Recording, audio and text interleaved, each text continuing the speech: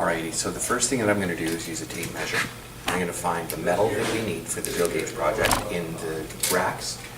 Unfortunately, it seems like we're out, but I have a little scrap in the bandsaw already. So typically what you do is take the chain off, make sure that you find the appropriate material by using a tape measure. And then we take it to the bandsaw and set it up so that it's going to cut the right length. If we're doing lots and lots of lengths, we're going to set up a stop right here. In order to set up this stop, we set from the blade to the length of work that we're looking for. In this case, according to your blueprint, is 4.5 inches. There it is, 4.5. 4.5. Then we lift the bandsaw. We make sure that the feed is shut off. We release the clamp. We pull our stock out till it touches the stop at how many inches again? 4.5 inches. Then we clamp it in.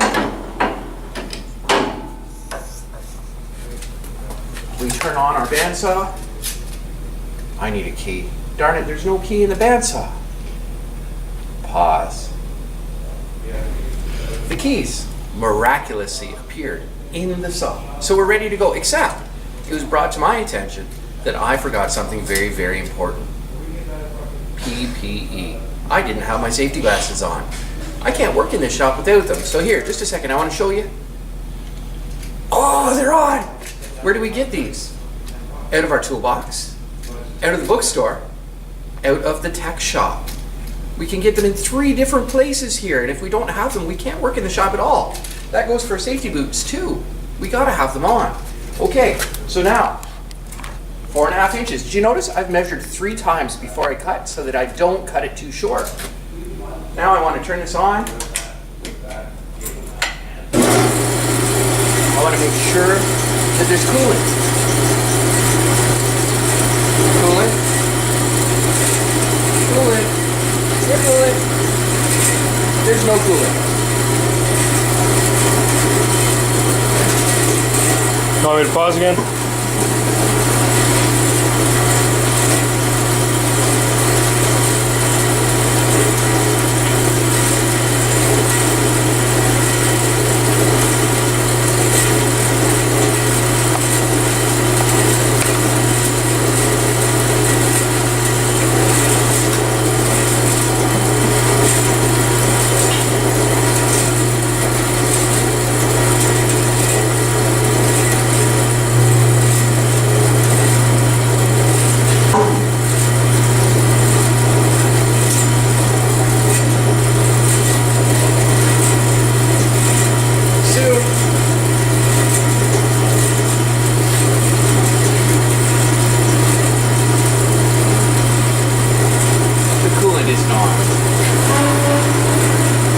That tends to help.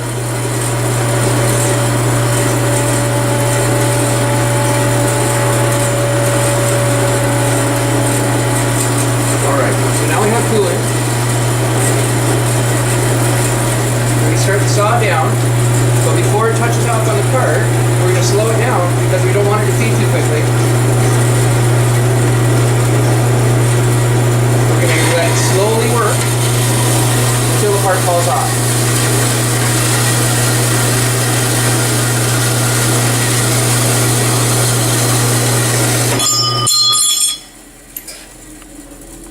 Signs that it's not working properly.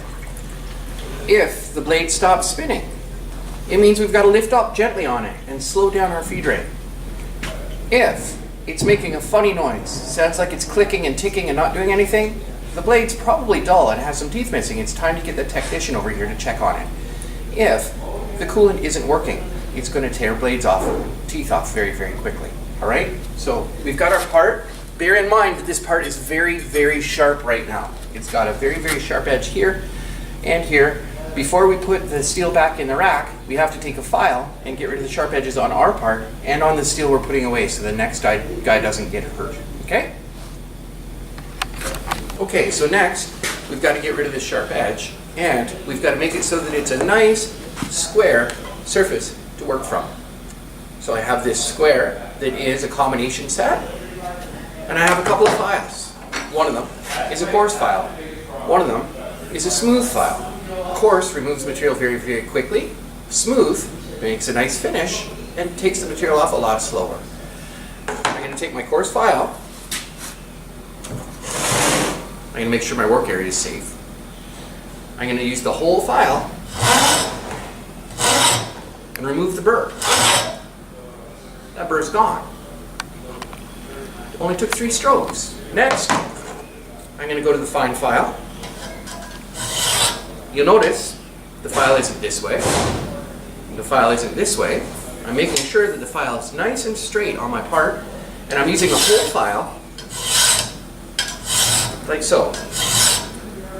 Every time I take a stroke, it removes material, but it also puts material in the file. So we're supposed to have a file card to clean out the file from time to time. I'm not going to use this long enough to need a file card today, and I'm going to get my technician to help me out by cleaning it later. But just watch. This is the process of removing material. Now if I want to make sure that I'm not taking too much off any area in particular, I go and get a, let's see here,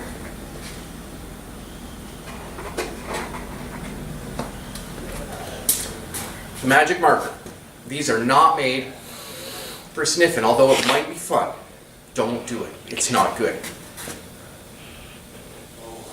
We put a black mark all the way across our part. We take our file and touch in the middle and give it a little push. Now right now I can see all the way along my part it's nice and shiny and not black, except right at the very end here. That means there doesn't need filing, and all along here does, in order to make it so that it's even and matching this black piece. So I take my file and I draw a file. That's using one area on the file sideways and slowly moving the material off, like so. You can see I'm not touching the end. Slowly working my way across. Now right now there's a sharp edge here and here. I could hurt somebody. I take my file, get rid of the sharp edges once in a while. Just take that off so you can't cut yourself on it. I take my square. I go up to the light, and I see that that's perfectly square right now. It's ready to go. The next thing I want to do is clean off my part. I can just take it over to the sink. Here, follow me.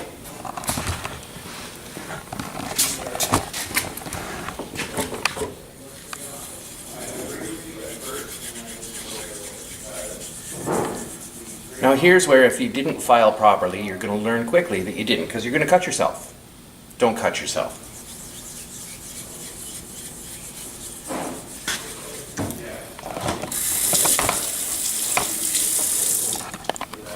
All nice and shiny. We wipe it off so that it doesn't rust.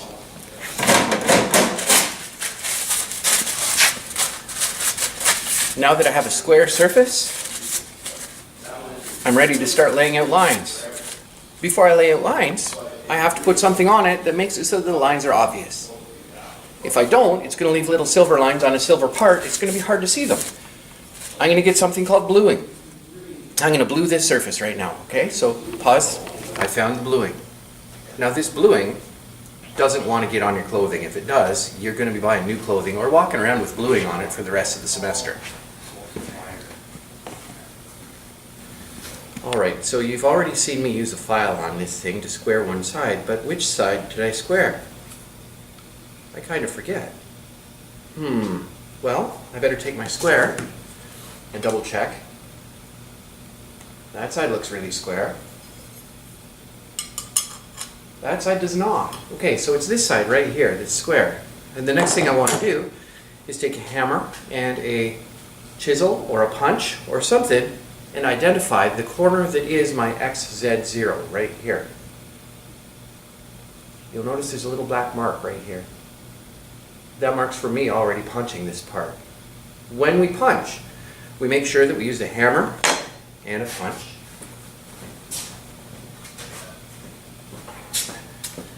That one there's a center punch. It's at an almost 90-degree angle. It's nice and sharp. It's going to do a fine job. But when I tap on something, I want to make sure that I'm not tapping on a granite block because it's going to damage the block. And I'm not tapping on the back side of a vise because it's going to break the vise. I want to find a steel plate. Follow me? Like this one right here. That's nice and safe to tap on and isn't going to do damage to anything. Now I don't hit the plate. We don't leave marks in it. We're going to just leave a little mark on our part. Right there. You want to see me do it? I'll do it again.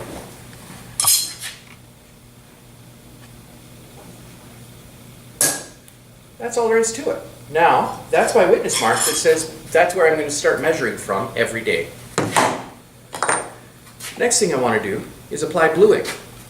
I have a bluing station that is on the west wall of the shop. It's red. It looks like a Varsol bin. For people that are going to make a mess, which I know some of you are, it's a good idea to do this job over there, but I've done this a bazillion times before, so I'm going to just make sure that there is no extra bluing on my brush. I'm going to take the brush and I'm going to gently paint my part.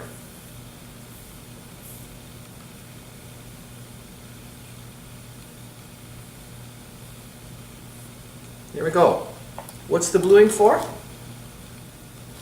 It's to make it so that my layout lines are visible. We want to be able to see them. Now the next thing I want to talk about is all the XZ coordinates that we have to meet.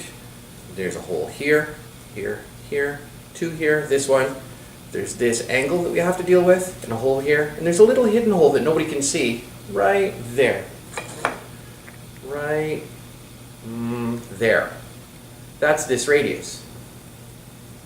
If we leave a mark there, the file can't get it out again. So what we're going to do is take a little piece of Scotch tape and put it right here. We're going to take another piece of Scotch tape, put it right here, just for practice. And we're going to scribe the line that goes around this radius and beyond a little bit, and this radius here and beyond a little bit, so that we can join the two on this straight line. Right? So why is the tape here? So that we don't leave a mark in our part that doesn't come out again. Pause it. It was brought to my attention that it might be kind of hard for you to fathom what's going on by looking at a flat piece of steel. So I brought a drill gauge that's 80% complete. It doesn't have any writing on it. It hasn't had holes tapped in it. It doesn't have any indications on here as to the length of the land on the drill bit. But this is the part that you're going to be making.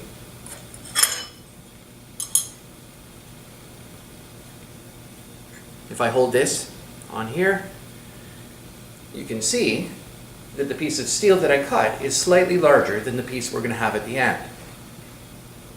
Make sure you measure your part before we go any further, because if it's too short, your drill gauge project is going to be a little bit short. Bring it to your teacher's attention.